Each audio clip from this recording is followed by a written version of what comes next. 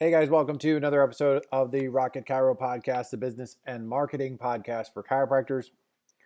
I wanted to have a heart to heart with new chiropractors today, and I want to talk to you about starting your practice small.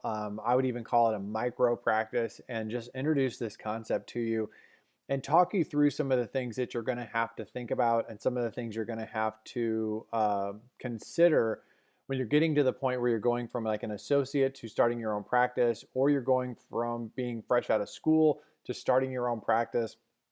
It is such an important time because if you mess up this time, you're going to put yourself behind the eight ball for years to come. And I think there's a lot of chiropractors out there, and I shouldn't even say that I think, because I know that from having talked to a lot of associates and talked to a lot of chiropractors who are in that phase, and those are the chiropractors that I work with a lot. I hear them struggle with things that they're getting bad advice, or maybe they're getting incomplete advice from the people that they're working with, because those people only know how to do practice a certain way. And a lot of chiropractors, if it's your mentor, like the person you really look up to, if it's the doctor that you work for, and you go to them and ask them for advice, they have a very singular focus on how practice should be. There's a practice style that they believe in. There's a practice business format that they believe in. And there's a lot of like, I did it this way, so you have to do it this way. Or I did it this way. This is the only way that I could figure out how to be successful. And they'll go through all the different ways that they failed previous to that. And they think those don't work. And the assumption that they make is those don't work for anyone. And they say, this worked for me, so this is what works. You need to do this too.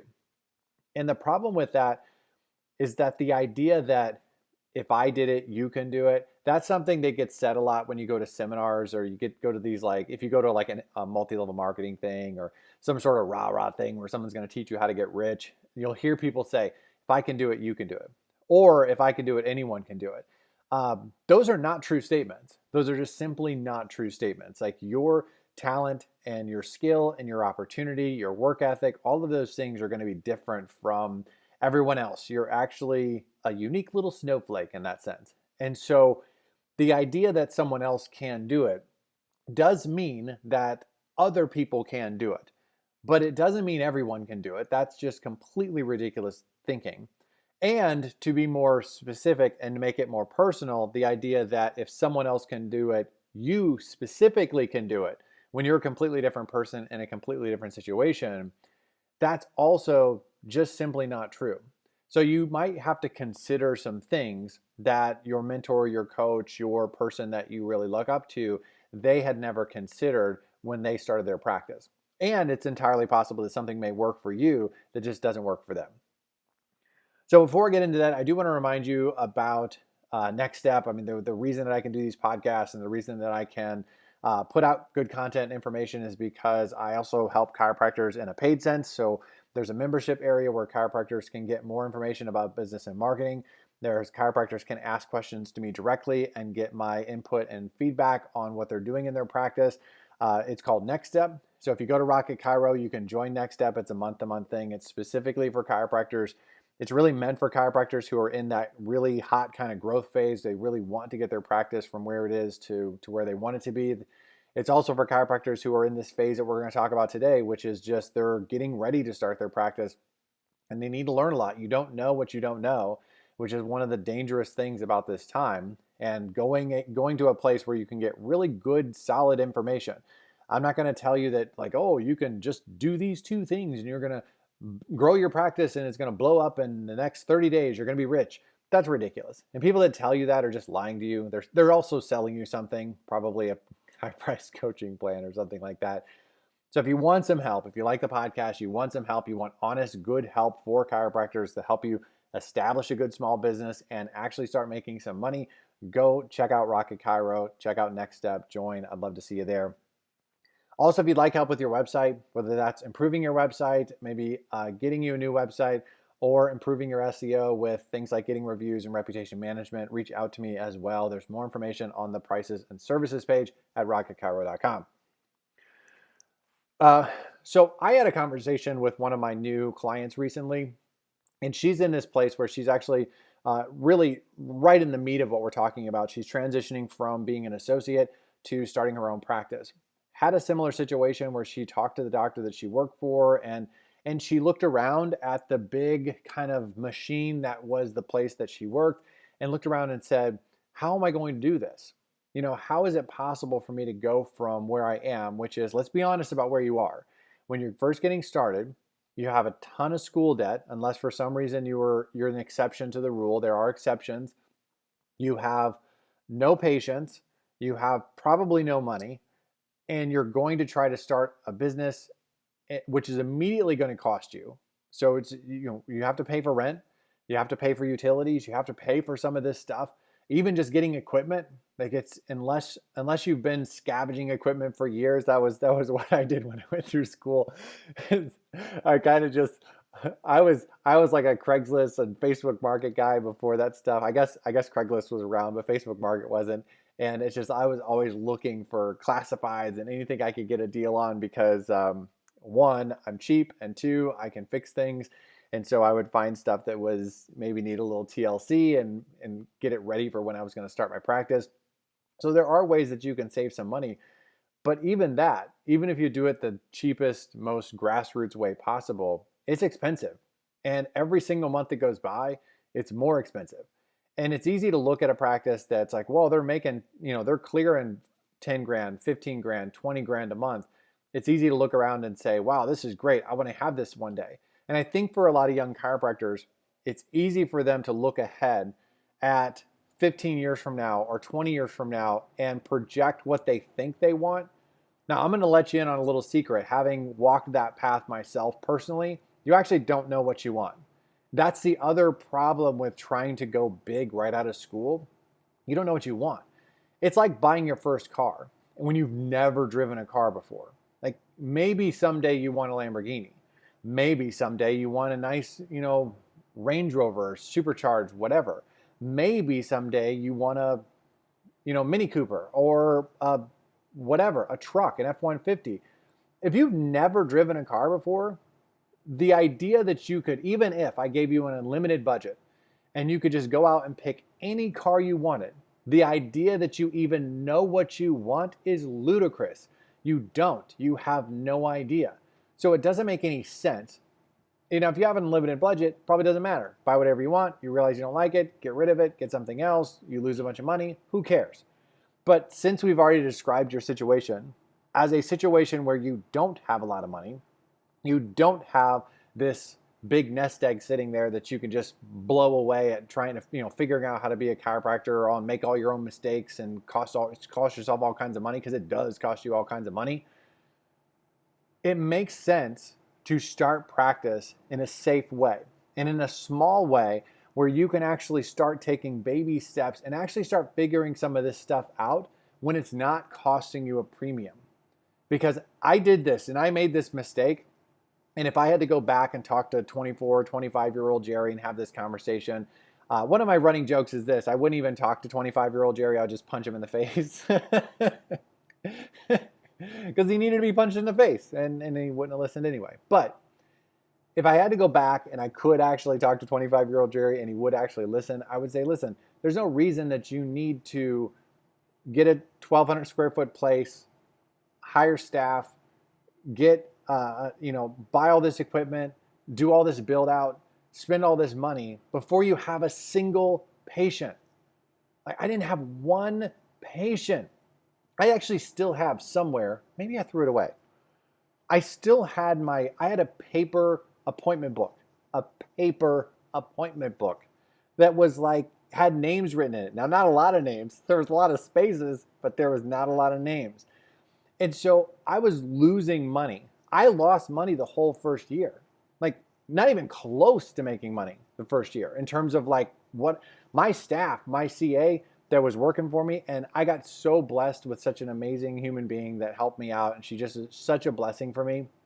But that woman made more money from me for at least a year, where I was paying her and I was not really paying myself. That's a horrible situation to be in, especially when you're young. And also, I had a new wife at home. That new wife was pregnant. Like, there was so much stress in my life. And it would have been so much less stressful if I had been very, very conscious about what I really needed. What can I get by with? What's the smallest version? What's the micro version of the practice that I think I want? And that's the thing that chiropractors struggle with. You oftentimes can have this grand idea of what you think you want, but you really struggle with what is version, like not even version 1, what does like version 0.1 look like? What does a step in the right direction look like? And for some chiropractors, that could be a single room. That's it. It could be a room that you're renting out of someone else's space, or maybe you're using their waiting room or the reception room or something like that. I know chiropractors that rent rooms out of a gym where they don't have a waiting room. They literally just have a room.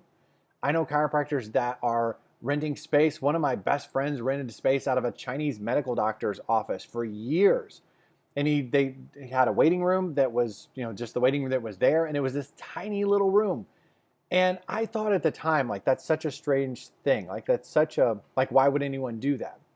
Because when you get around enough chiropractors, you start hearing things like, well, if you don't see X number of patients per week, you're not a real chiropractor. If you're doing it this way, you're not really trying to change the world. You're not really trying to, and you get these things in your head that practice needs to be done a certain way.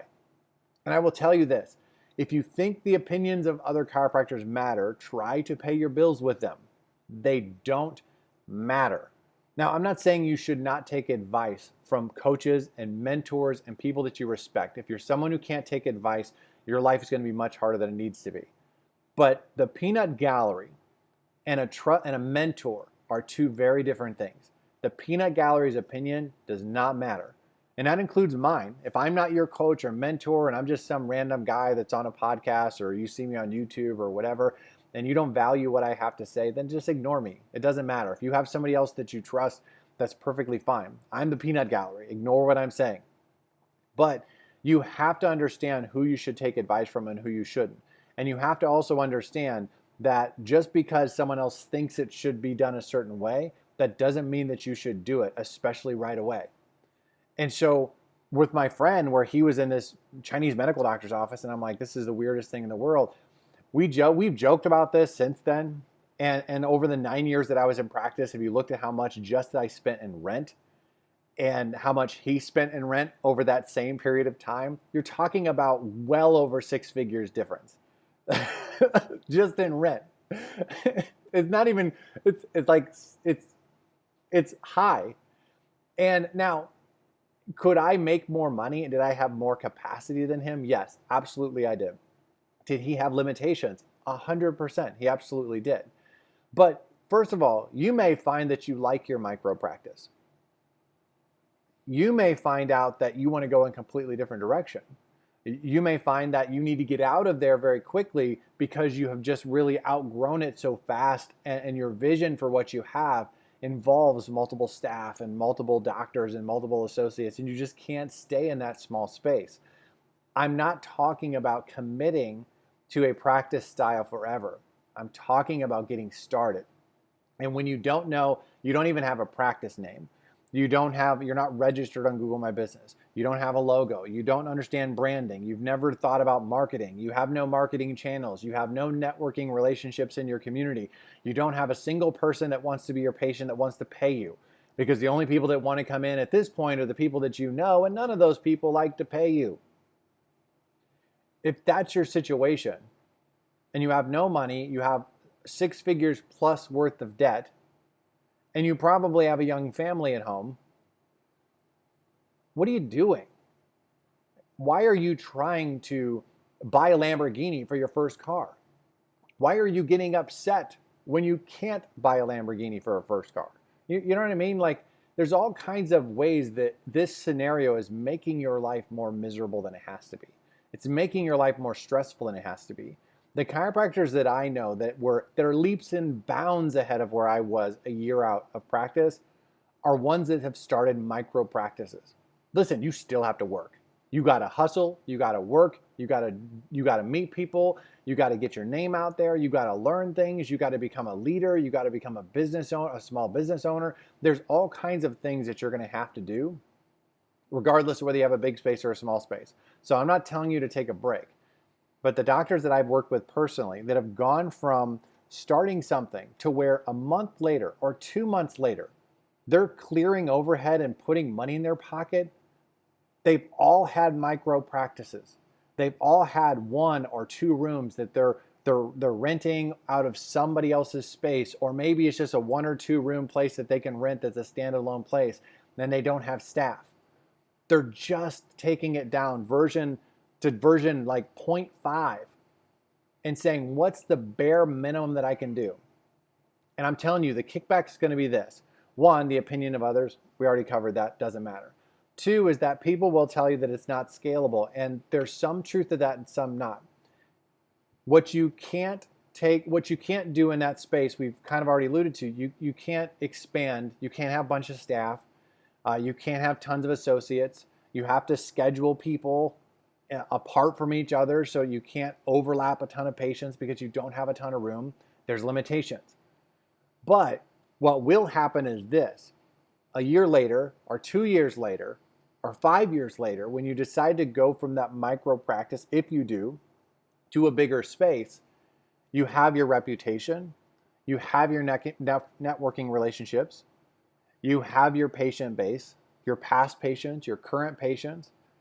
You have the marketing that you've done where you've learned this is what I like doing and this is what I don't. This is what works well and this is what doesn't. Here's good money spent. Here's bad money spent. You have those things.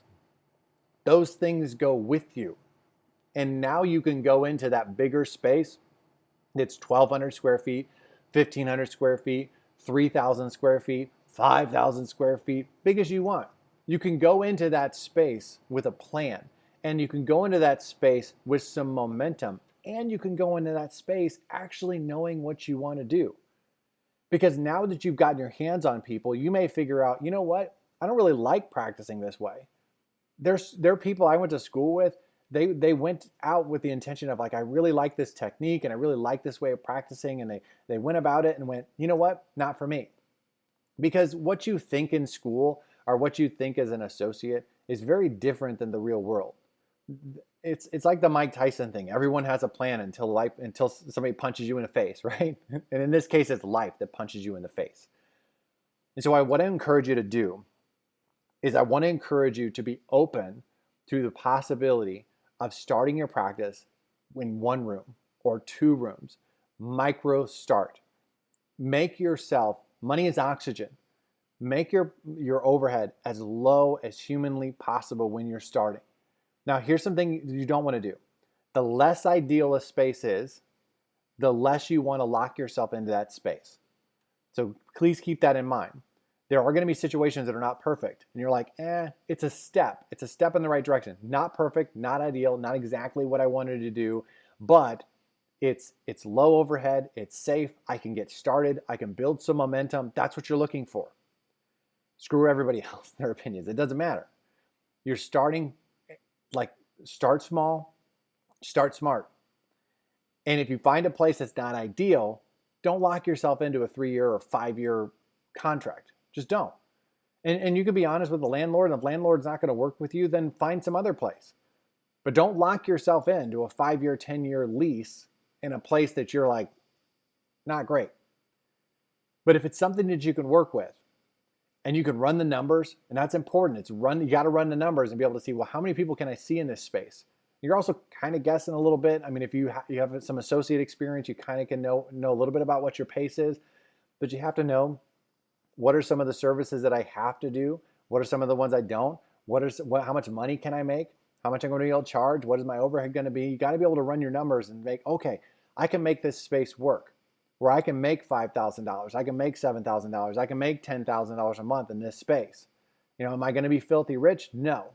But can I get some momentum going? Yes. That's what you're looking for. And so last thing I'm going to say is this. A lot of chiropractors in this situation, one of the first things they talk about is they're worried about what people will think. That has everything to do with positioning. And I will tell you this from 100% personal experience, things are only weird when you make them weird. When things are normal in your practice, that's what people expect. When you act all weird about stuff, like, oh, I'm sorry, I don't have any staff. I'm sorry, I answered the phone. Stop doing that. Like you're the one that's making it weird.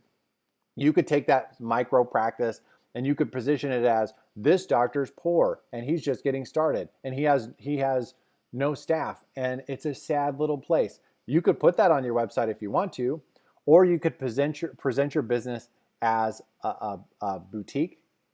It is personal. It is intimate. It is, you don't have to mess with staff. You get to talk to the doctor directly because I care about you. There's so many companies and businesses that do this where they say, hey, you could talk to me directly. It's personal. People want that. A lot of people will pay more for that. And so it is about framing. And if you don't know how to frame it, get some help. Get some marketing help. Get some branding help. Talk to people that know how to do these things.